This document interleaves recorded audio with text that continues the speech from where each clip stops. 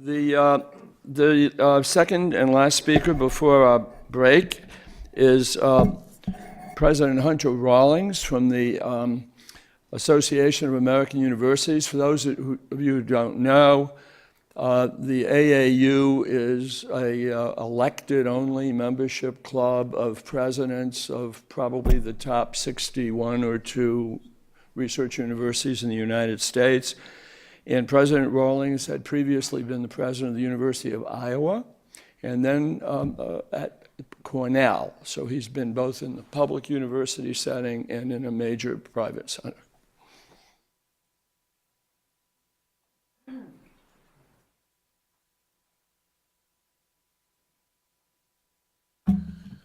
Thank you, David. It's a pleasure to be here this afternoon. First, a word about the first half of my title, The Lion in the Path. When I was a student at Haverford College, my wonderful Quaker Latin professor, Howard Comfort, said, "Hunter, at some point in your life, you're going to be asked to give a talk well in advance of the talk itself. And you're going to be required to give a title, and you not only will have no idea of what the title is, but you will have no idea of what you're going to say. And I suggest for those occasions that you always use the same title, The Lion in the Path."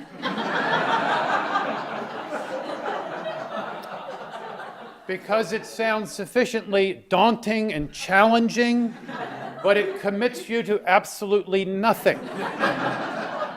I want to announce to this audience this afternoon that this is the first time I have ever used Professor Comfort's advice. And I'm delighted I did. This won't be the last time.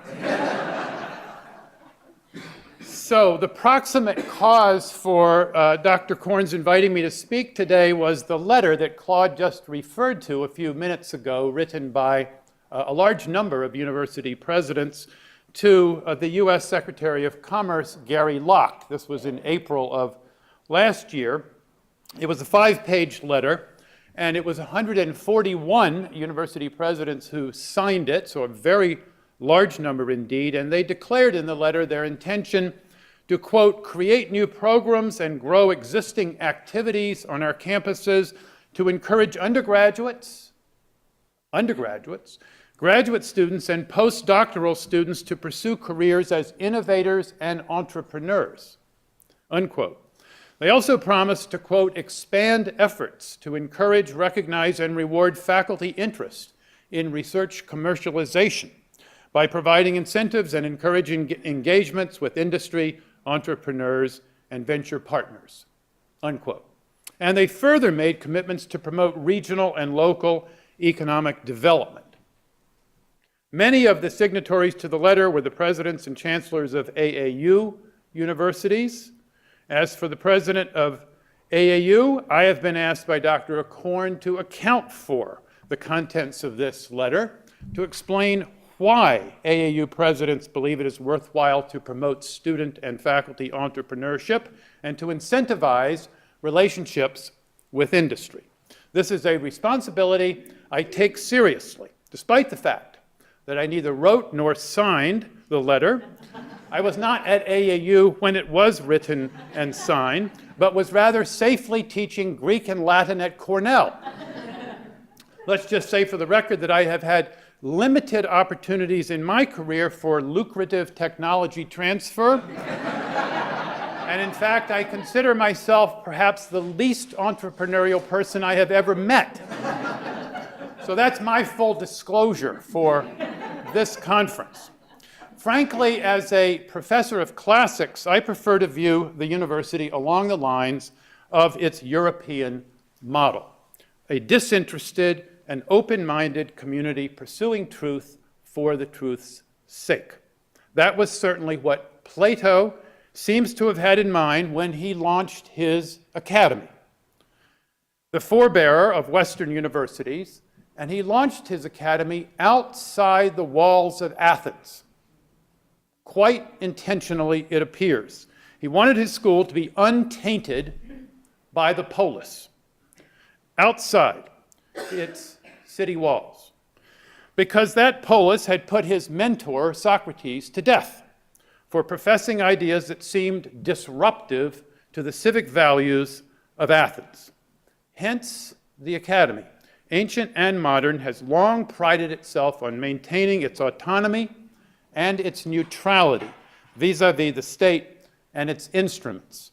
And hence, I take it, on the logo for this conference, we see what I take to be clearly a Greek temple, not a modern university, and a dollar sign on the other side. Yet I am here, thanks to Dr. Korn, in the position of defending our university's ardent commitment to entrepreneurship, economic development, and collaboration with industry. This divergence of personal and professional points of view may seem quite irrelevant to the topic at hand, but I believe it speaks to a pressing predicament of the modern research university.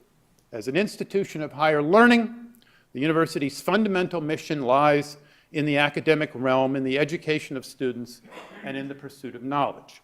But it now seems to be going down a path of greater collaboration with the state, pushed by the state's desire for economic help, and drawn by its own thirst for research funding and prestige. And I think we should keep the second element in mind just as much as we keep the first element. Yes, we are sometimes pushed, but we're also clearly eager pushees because we have such thirst for research funding. But let's remind ourselves that the entrepreneurial university did not begin with this letter of April of 2011. Some American universities have pursued a pragmatic public mission, at least since the Morrill Land Grant Act, which a couple of previous speakers have mentioned, which Abraham Lincoln signed into law almost exactly 150 years ago. Land-grant universities owe their existence and initial endowments to the federal government and their mission to the states, which saw them as engines of education and economic development when both were sorely needed. They were founded to teach such branches of learning as are related to agriculture and the mechanic arts without omitting, quote, other scientific and classical studies. And then just 25 years later, in 1887, Congress began to fund agricultural experiment stations and agricultural and veterinary research at these universities. And in the early 20th century, Congress recognized the need to disseminate the knowledge thus gained at land-grant colleges to farmers and ordinary citizens in their very homes. And then the Smith-Lever Act of 1914 funded cooperative extension, which dispersed agricultural agents to nearly every county of every state. So land-grant institutions are America's addition to the original European model. And they have served us very well. And as one-time president of Cornell, I guess I'm supposed to say twice president of Cornell, which has been called the first truly American university, and which is New York State's land-grant university, I saw the value and the values of land-grant institutions firsthand. I'm a great admirer. Since World War II, this pragmatic mission, of course, has expanded ever further, and American universities have continued to play a major role in driving the country forward. Federal funding for research at our universities has led to many of the advances that have already been discussed today. And in fact, it is now a commonplace among economists that 50% of the increase in economic growth in the US stems from innovation. And a great deal of that innovation happens in our laboratories. So whatever arguments one might want to make about this matter of economic development, we're deep into it, and this is not a new thing for American universities. So the letter signed last year by AAU and other presidents is only the latest manifestation of an historically accepted and valuable component of the American university's mission. Nonetheless, the wholehearted embrace of innovation and entrepreneurship in the letter may not sit well with all members of the Academy. Dr. Korn is clearly concerned about it, and many others are as well. At this point, most major universities have established policies to manage individual conflicts of interest intended to minimize bias in faculty research. But we have seen controversies in a number of universities, and you've heard some of those here this morning and this afternoon.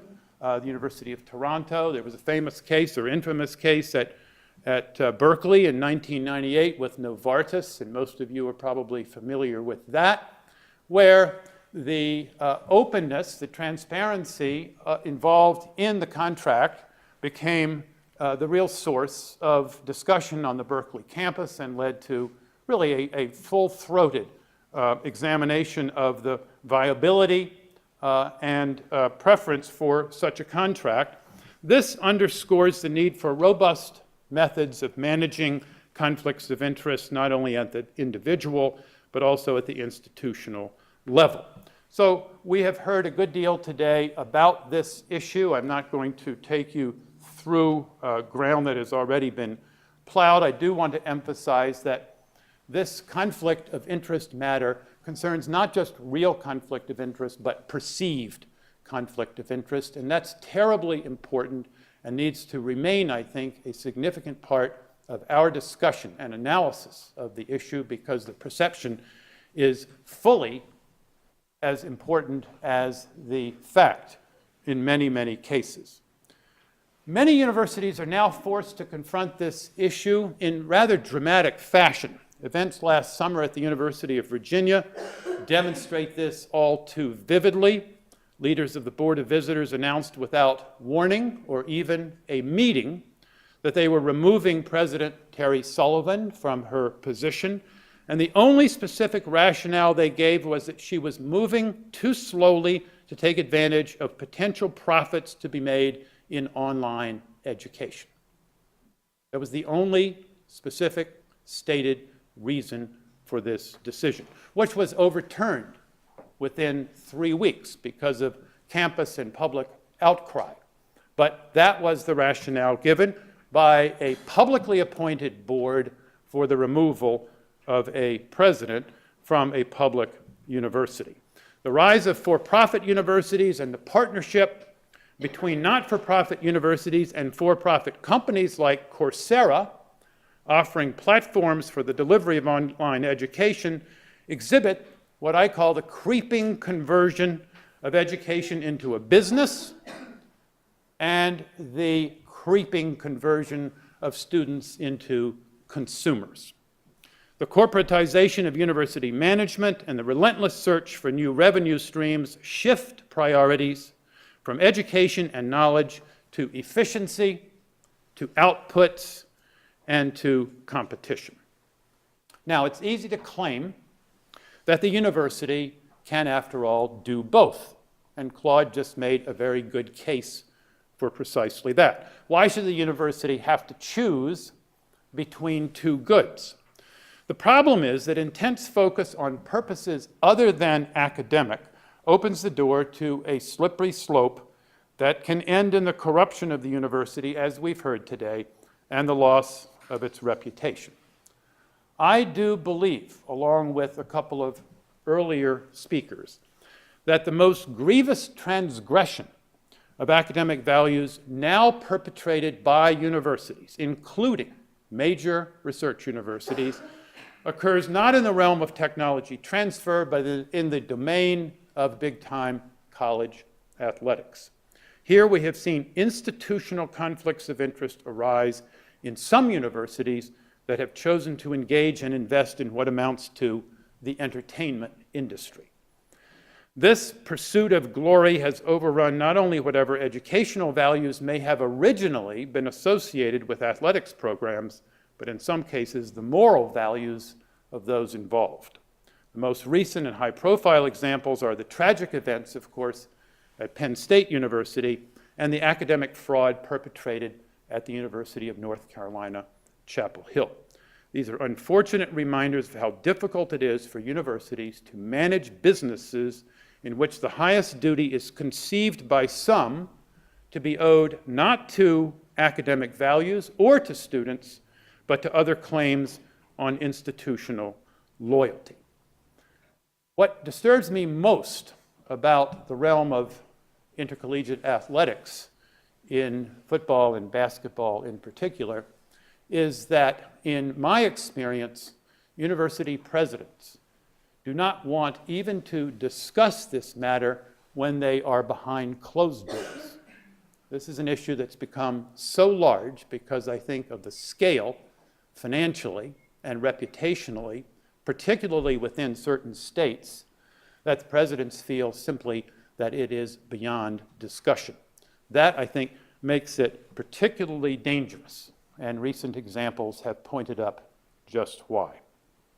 So to meet the test that universities now confront all the time in evaluating institutional conflict of interest, the university needs, above all, to define its principles, principles that will guide its decisions when the educational and economic missions diverge. Where do we find such principles? Well, you've heard several discussions of this today. To me, the question boils down to what constitutes institutional integrity. And in my mind, there are three primary things that constitute integrity at academic institutions: autonomy, neutrality, and authority. In none of these domains is the university pure, but it needs to hold these three values to the highest possible standards while acting in and with the world. So let's take them one by one. Autonomy. Autonomy, even in public land-grant universities, means that the university is maximally governed by itself, even if it is ultimately governed by the state. The purpose of maximal self-governance is to allow the university to pursue its own ends to the extent possible. And those ends are the truth and student learning. Neutrality, number two, means that the university does its utmost not to take sides on political or economic issues. Only by eschewing political or economic ends does the university preserve its autonomy and its intellectual authority. Unlike corporations and politicians, and even churches in our hyper-politically engaged public square, universities do not promote a political agenda. And their neutrality allows them to provide nonpartisan commentary, a vital component of a functioning democracy. That kind of neutrality has become increasingly scarce and therefore increasingly valuable in the 21st century. It's one of the most valuable things we have as universities. Third, authority. Authority means that the university stands as a trustworthy source of knowledge. In a world overflowing with information and opinions, both individuals and society seek voices they can trust, and those alone should qualify as voices of authority. Universities, because they are not beholden to special interests, and because they develop expertise based upon free inquiry, provide that authority. Now let's acknowledge that in today's interconnected world, trust in universities, as in all other institutions, including government, private business, and churches, has diminished. In addition to the public outcry over tuition costs and student debt, the three pillars of institutional integrity, autonomy, neutrality, and authority are under persistent assault. First, motivated by budget constraints and ideology, many governors and public governing boards are forcing university presidents out of office. In the past 18 months, 13 of the 34 AAU public university presidents have left office, many of them driven out prematurely. 13 presidents in 18 months. That, I think, is a new record. It's associated with my tenure at AAU, which worries me considerably. It is a conspicuous attack, as I see it, upon institutional autonomy, and it is nationwide. At the same time, and I think Claude mentioned this a few minutes ago, ironically, as this assault on the university's autonomy states are asking more from their universities than ever before in the pragmatic realm of economic development. In fact, some governors are treating their universities like vocational schools, requiring them to produce graduates prepared for one thing and one thing only, jobs, and requiring them to produce the jobs themselves, the universities that is, by engaging more intensely in technology transfer and business parks and company startups. This pressure compromises the neutrality of universities, and the pressure is severe. Yesterday, the governor of the state of Florida, Rick Scott, announced that he was now recommending, and I have a feeling such recommendations will become more than recommendations, that the universities in his state charge students who major in the liberal arts more than students who major in other fields, because students in the liberal arts can't get jobs. Now, this to me is just the most recent example of what governors in a number of our states are doing with their public policy with respect to their universities. The third pillar, authority, is now undermined by the communications revolution. John Kleinberg, a computer scientist at Cornell, proposed in a famous article published in 1999 that authority on the World Wide Web rested on the popularity of a given web page. Kleinberg had an insight into the creation of web pages when the internet was originally forming. Certain web pages, known as hubs, served as large directories that were not actually authoritative in the information they held, but were used as compilations of a broad catalog of information that led users directly to other authoritative pages. More hyperlinks leading to a given page lent greater authority to that page, and so information was processed through a system of indirect voting. We now call such a process crowdsourcing, and we all now use Google to obtain our information, which is taking the place of knowledge in our former lives. The results for universities is that their professors and their libraries have lost much of their authority over the realm of knowledge. Witness as particularly flagrant examples the politically motivated challenges to science in the domains of climate change and evolution. Those challenges have produced no new scientific findings whatever, no new knowledge, but they have succeeded in undermining public trust in real science. This is what Dean Minow called industries of doubt.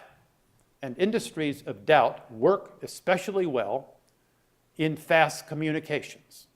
And that's what the World Wide Web is. All of this undermines university authority, and I would say that this undermining has accelerated in the last couple of years. We can ask the question, does a popularity-driven model provide knowledge that society can trust? But there's plenty of evidence to suggest that society has already begun to answer that question in disquieting ways. Given these assaults upon its integrity, the university's responsibility to preserve its neutrality becomes more urgent, as does the need to assert its autonomy and to uphold its authority. This is going to take some doing, particularly given the pressures exerted by public leaders and the temptations now offered by the marketplace. One of the biggest temptations now is online education, which a couple of speakers have already mentioned. I want to take it up a little further, particularly MOOCs, massive open online courses, which is the future, some say, of undergraduate education. The MOOC craze has spread from programs initiated at a couple of universities to numerous other universities with hundreds of thousands of students enrolled throughout the world. Can we use our three principles to guide sensible consideration of MOOCs? In terms of responsibility to authority, universities must speak up, I believe, regarding the contradictions inherent in the MOOC model.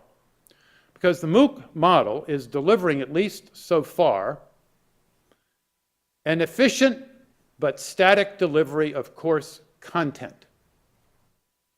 Very, very static. And there are those who are experts in the field of delivery of online education who point out that we've been working on synthesizing digital media and technology in the classroom and research for 2 decades. We understand how complex it is and how you can't just throw a student into a digital environment. We're trying to do much more than reproduce lectures and quizzes online when we do this right. And so MOOCs seem to be a huge step backwards in educational terms. These are the voices of authority that understand the way education works and should work.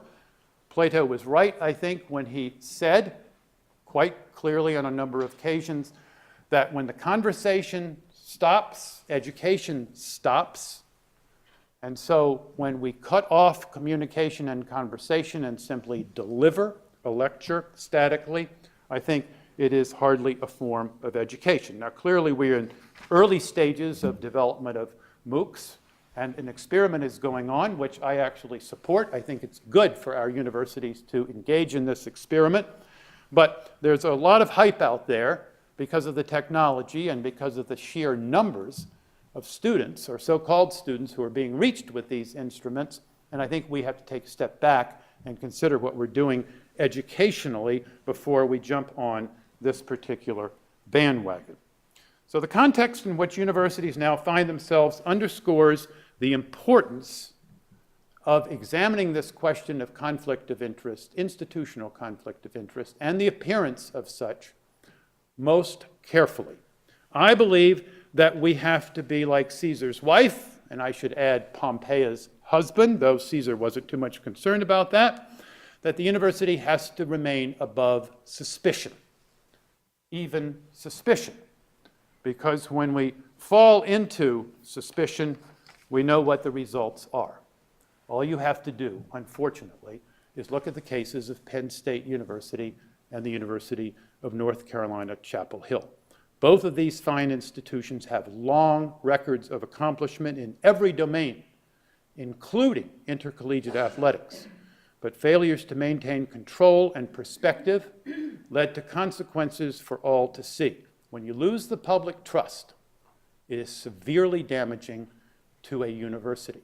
That is the most important thing we have. Thank you.